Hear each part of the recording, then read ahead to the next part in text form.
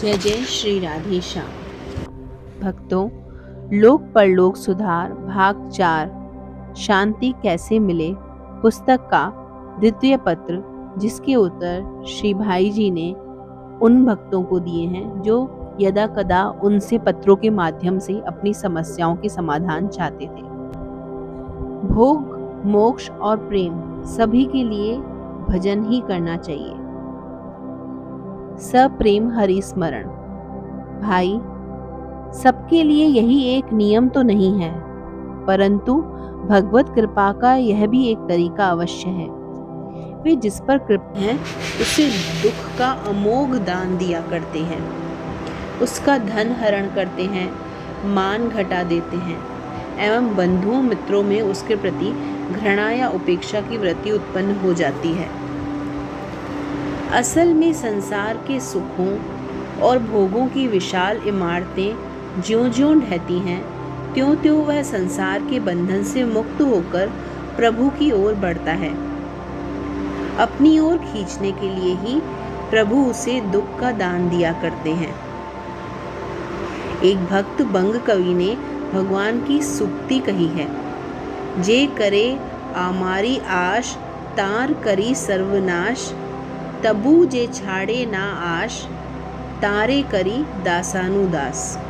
अर्थात जो मेरी आशा करता है मैं उसका सर्वनाश कर देता हूँ, इतने पर भी जो मेरी आशा नहीं छोड़ता उसको मैं अपना दासानुदास बना लेता हूँ। वास्तविक बात भी ऐसी ही है। जब तक मनुष्य संसार के सर्व के पीछे पागल है, तब तक उसे भगवान की मधुर सुधि कैसे आएगी। और भगवान का स्मरण हुए बिना दुखों का आत्यंतिक नाश संभव नहीं है। इसलिए भगवान ऐसे मनुष्यों के भोगों का हरण करके उसे अपनी ओर खींचते हैं। जिस पर मैं कृपा करता हूँ उसके धन को धीरे धीरे छीन लेता हूँ। जब वह निर्धन हो जाता है तब उसके घर के लोग, सगे संबंधी उसकी दुखाकुल चित्त की कुछ भी परवाह न करके उसे छोड़ देते हैं। उसको कोई पूछता तक नहीं।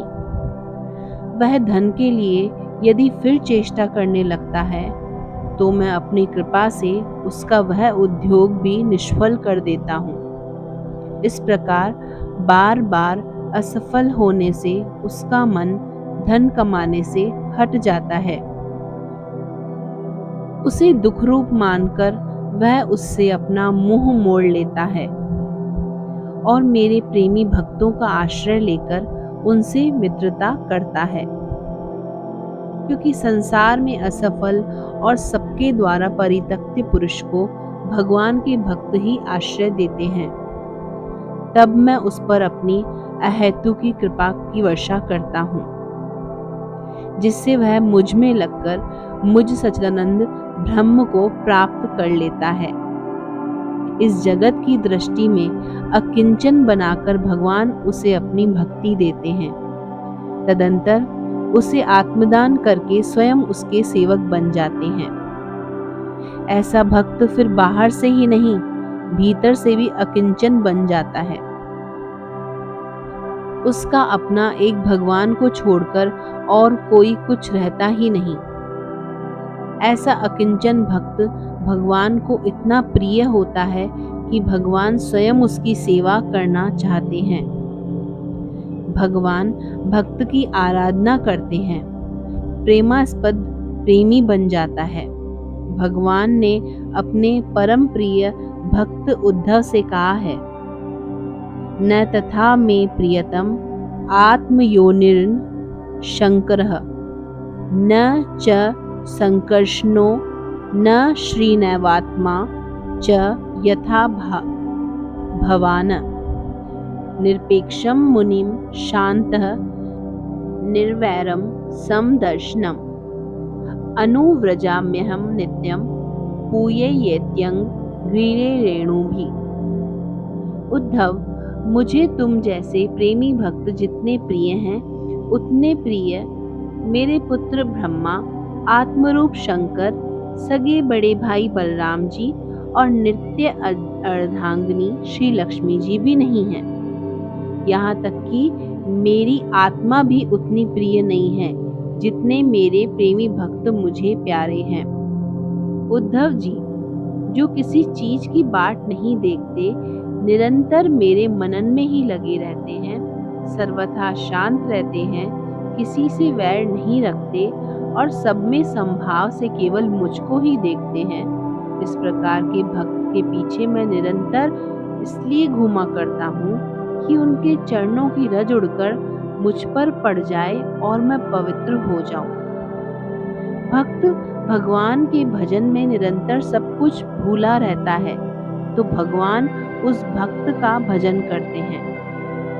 भरत सरिस को राम सनेही, जग जप राम राम जप जेही। हाँ, भक्त यह कभी नहीं सोचता कि मैं इसलिए भक्ति करूं कि भगवान मेरे सेवक बन जाए। सच्चा भक्त तो भगवान के भजन केवल इसलिए ही करता है कि उससे भजन किए बिना रहा ही नहीं जाता। उसका भजन बस भजन के लिए ही होता है। उसे न भुक्ति का पता है न मुक्ति का। उसका चित्त सहज ही निरंतर भजन में रमता है। उसे उसी में मजा आता है, इसलिए वह उसी में संतुष्ट रहता है और उसी में मस्त रहता है। भगवान अपने जिस कृपा पात्र लौकिक धनी मानी भक्त को वैभव के माया जाल से छुड़ाकर आत्मदान करना चाहते हैं, उसी पर इस प्रकार की कृपा करते हैं। संसार की धन संपत्ति जो प्राय नरकों में ले जाने वाली होती है, नष्ट हो जाए और उसके बदले में यह परम धन मिल जाए तो इससे बढ़कर और कौन सा लाभ हो सकता है। और इससे बढ़कर मानव जीवन की सफलता और हो भी क्या सकती है। इससे कोई यह समझे कि भगवान सभी भक्तों का धन मान हरण कर लेते हैं या किसी को भी धन ऐश्वर्य नहीं देते। वे धन ऐश्वर्य भी देते हैं और प्रचुर परिमाण में देते हैं। सुदामा को दिया, विभीषण को दिया, सुग्रीव को दिया, ध्रुव को दिया, उग्रसेन को दिया और भी न मालूम कितनों को दिया, पर यह सब देकर भी उनको अभिमान नहीं दिया। वे भगवत कृपा से सदा जल में कमल पत्र की भांति धन में रहकर भी धन से अलग ही रहे। इधर बेचारे नारद जी को विवाह नहीं करने दिया, बलि का प्राप्त किया हुआ स्वर्ग भी छीन लिया। अवस्था के ही अनुसार व्यवस्था हुआ करती है।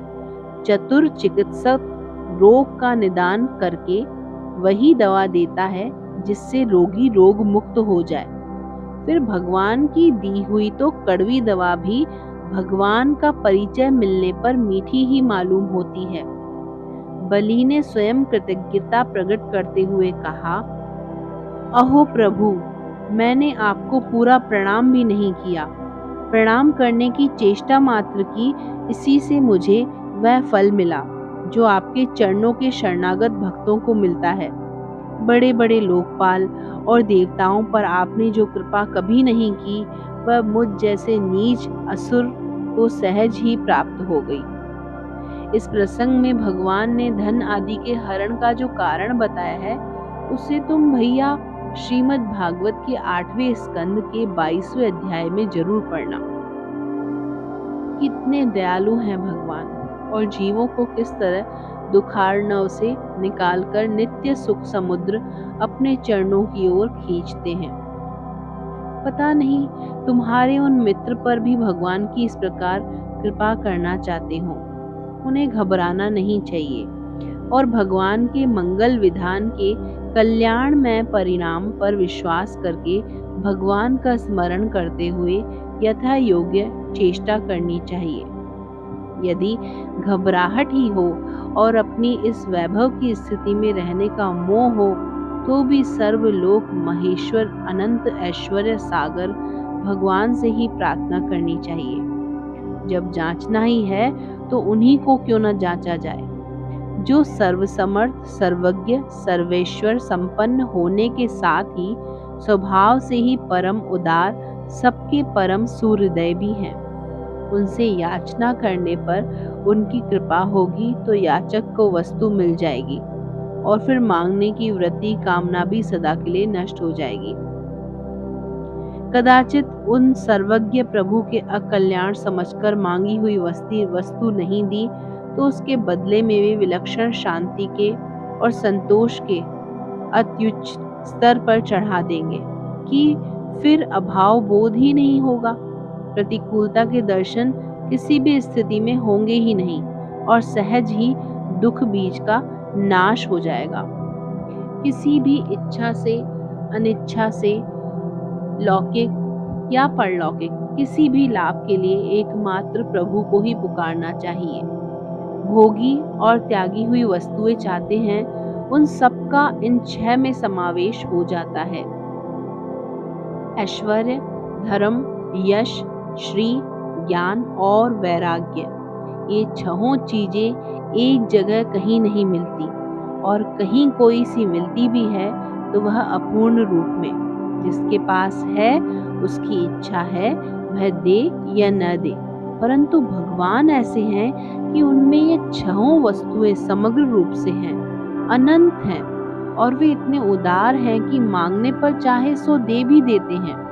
देने में उनका कोई नुकसान भी नहीं होता क्योंकि उनकी पूर्णता ही ऐसी है जो सब कुछ दे देने